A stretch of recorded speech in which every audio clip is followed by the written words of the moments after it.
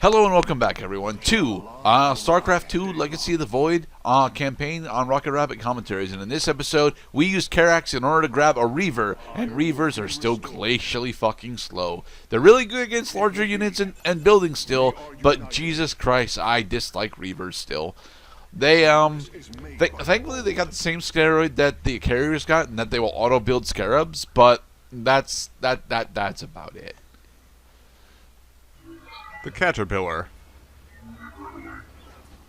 In its natural habitat. Yeah, as Karax claimed in the last part, he specifically is a fan of Reavers, and I am not. Purpose guides us. Gives me time to smell the roses. I mean, sure, but also like, we could have just, stolen the immortals, because the immortals are just better. Like this immortal over here. Grab them, like so. We have the weight, and our gravity will bring the battle to us. Alright, so now we can use these minerals in order to get additional forces out. I think we're going to go for another couple centuries and an immortal, right? Oh no, 2 immortals, 3 immortals, and then 2 centuries. 2 centuries. We don't have enough SP. No, we don't have enough minerals for 3. Now, thankfully, whilst Karax is next to these buildings, they produce, 10 times faster. It's very, very nice. I believe you are right, friend Phoenix. Let us make for the power structure. We are united. We are united and our resolve. There is another base that we can attempt to interact with, but we don't really need any more than this because of all the immortals that we have, especially with 3 centuries. Purpose guides us. Move, Karax, here.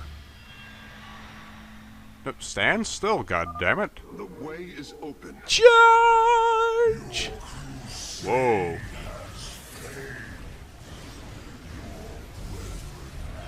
Look at all the different hybrid that are here.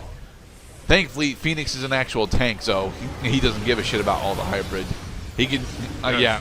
Look at how well he's just tanking that. Yes, he's lost most of his plasma, but with the Iron Sentries helping him out, it doesn't really matter. He barely loses any health during this fight. That is amazing. Let him take all the punishment, and then our abundance of forces will take out unhindered the hybrid forces. It's why I really wish we got to play with both Phoenix and Karax more often, because they are a duo that I honestly really enjoy using here. The Matrix was never meant to be dismantled like this. It has released. I mean, we might as well have just used a ball-peen hammer. And what that means is that Artanis has to deal with the rising overflow of psionic energy. I fear you are in great peril. No, it's your turn, Hierarch. Gathering in the cavern behind you. If it reaches your position, it will download all of your MP3s onto the sound cloud. And I will keep ahead of the energy storm. Victory is still within our grasp. Thank you, Sonic. Now, Knuckles, let's continue collecting the Chaos Emeralds. As will the purifiers deployed warp prison. Hey, Phoenix, you want to give that technology to the rest of our forces, please? Battle for you. My warriors are joining your forces now. And my axe. I serve Oh, that is what's going on here. All the factions are working together in order to ensure the survival of the Firstborn. The psionic energy has already flooded the cavern entrance. So Artanis here gets a combination of Lightning Dash and Astro Winds that he had during the Waking the Past mission. And to be perfectly honest, Astro Winds is an absurdly broken healing spell. Absolutely broken. But it's still very easy to lose your Zealots here because Zealots are very squishy. Yep, and once dead, units cannot be healed. Yeah. So honestly, keep Artanis in front. Use Astral Winds when Artanis or other units lose all their plasma, and you should be fine. Position, Artanis. No, the Vanguard Immortal variant that Alarak throws at us are not bad. They get a small amount of splash damage, which is really good for these infested groups. But unfortunately, they're also Immortal class units, so they are they're much slower than the rest of our unit composition right now. But now we get these, access to the Purifier Colossi, which are normal Colossi. Yes, but they're Purifier class.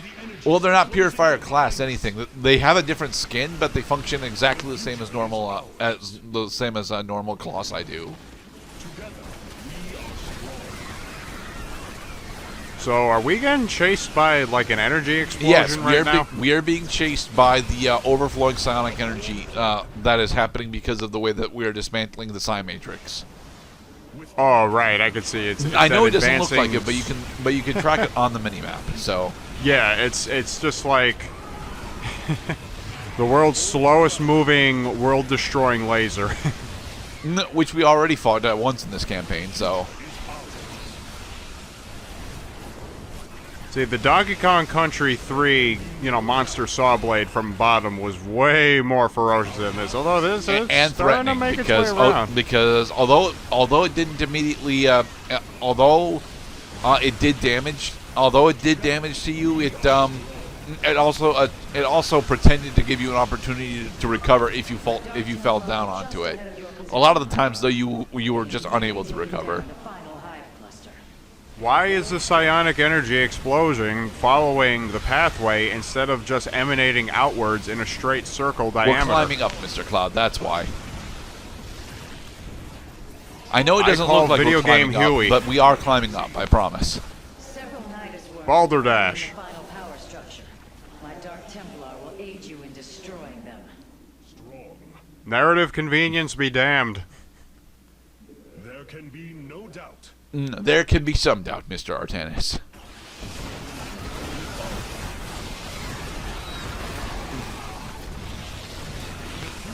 So what's new in the world of Cloud as we finish up our return to Ire? Well, I haven't bought Elden Ring yet. I am hearing more and more about it all the time. People have been playing it for a month straight now, and they are still having a great time. And, well, that makes me feel good about finally getting it. Eventually. Yeah, I'm not going to be playing Elden Ring.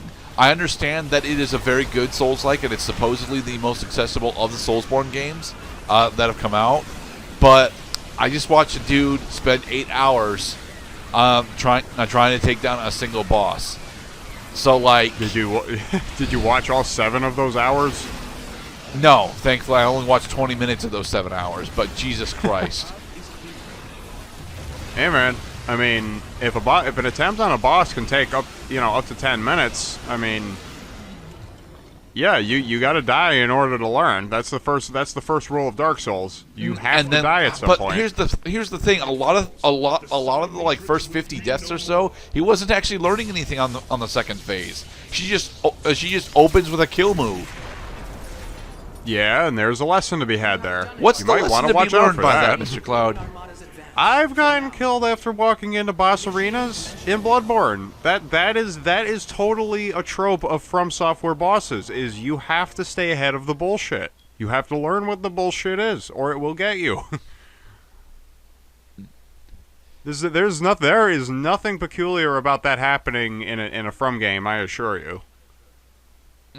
It's still bullshit though, and it's not, and it's why I don't think that I would ever actually enjoy a majority of the Soulsborne series. I know I don't enjoy Dark Souls 1, but I've not actually attempted many other Soulsborne games. So it just depends on, other people have a more mature way, if you will, of looking at failure. That they understand that the greatest failure of all is failure to learn. See, I would carry a journal with me, and every time I die, I would immediately hit the guide button so I could stop looking at the death screen and say, "Dear journal, I died for the 14th time. This is what happened. I should do this from now on." And then I die again. Dear journal. But know what you do is the only course. Hey man, if my Dear Journal technique can get me to actually break my losing streak in Fortnite, you better believe that it can help me kill bosses in Elden Ring. Alright, so now we get access to the Tal'Darim mothership, which is the version of the capital ship that we'll be using from here on out. The mothership specifically is a great goddamn unit. The Tal'Darim version gets a lot of really interesting steroids onto it. It gets the black hole, it gets searing lance, and it gets mass recall. You were right to say that Ire has changed completely, but there is still hope. Yes, there is, Phoenix. Alright. And in the next episode, we'll be doing The Host. But first, we have more plot.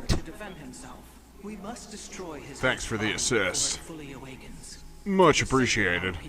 Wait, you can't do it in the next part at fucking 5 minutes left in the video. I spoiled that we're going into plot. I'm sorry. You just made me look at how much time was left.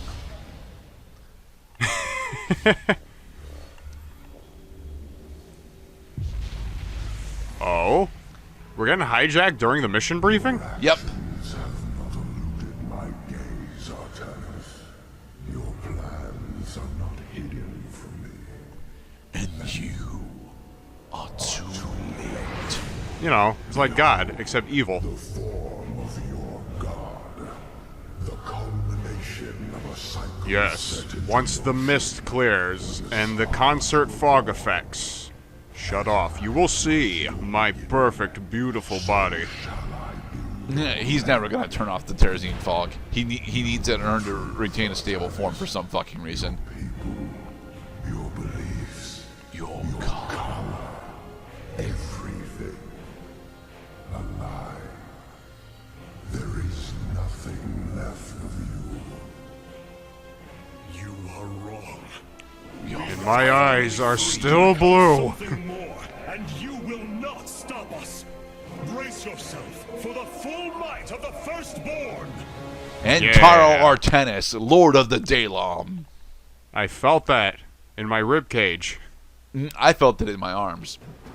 Alright, so Goosebumps. we're gonna be starting a little bit of the preamble for the host in this mission. That's in the this size of part. the body? He's tiny. Look at yes. this fucking guy. Indeed, Hierarch. Please note that he effectively has got the size of a hybrid behemoth, and there's a reason for that. Great. In this Because he is a hybrid behemoth. No, it is not because he is a hybrid behemoth. It's because it actually scales relatively well to the Zelnaga bodies that we saw earlier. They generate void energy, drain life around them to feed his host body. They must be destroyed.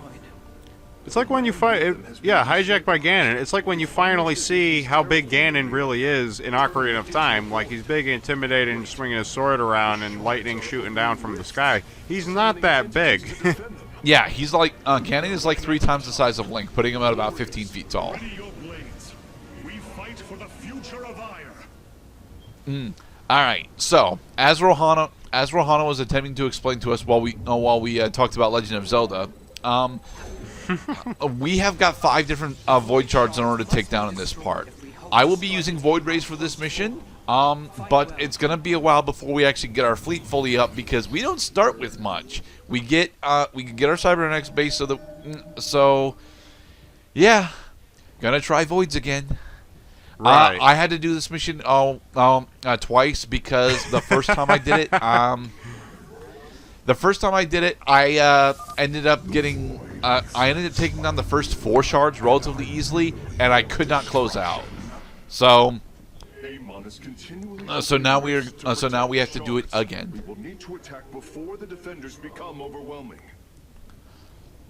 Yeah, the first shard that you take down is rather important because it allows you to set up a secondary resource node. You don't actually need the secondary resource node, to be perfectly honest. What you do need, however, is to decide what unit composition you're going to be using before starting it, and then attempt to rush into that composition with with your production of facilities, and it can be very difficult to do that whilst you're constantly getting peppered. And I do mean peppered. They don't actually send any significant forces until about 10 minutes in, but they are going to be sending these smaller forces to make you think that larger forces are on the way constantly.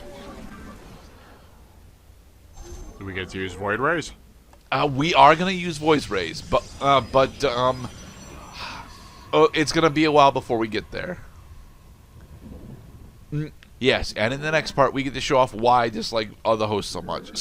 Specifically, the bonus objectives for this mission are both very important and not useful enough. It's not very nice of them. The host. All right, be safe, everybody. Thanks for watching, everybody.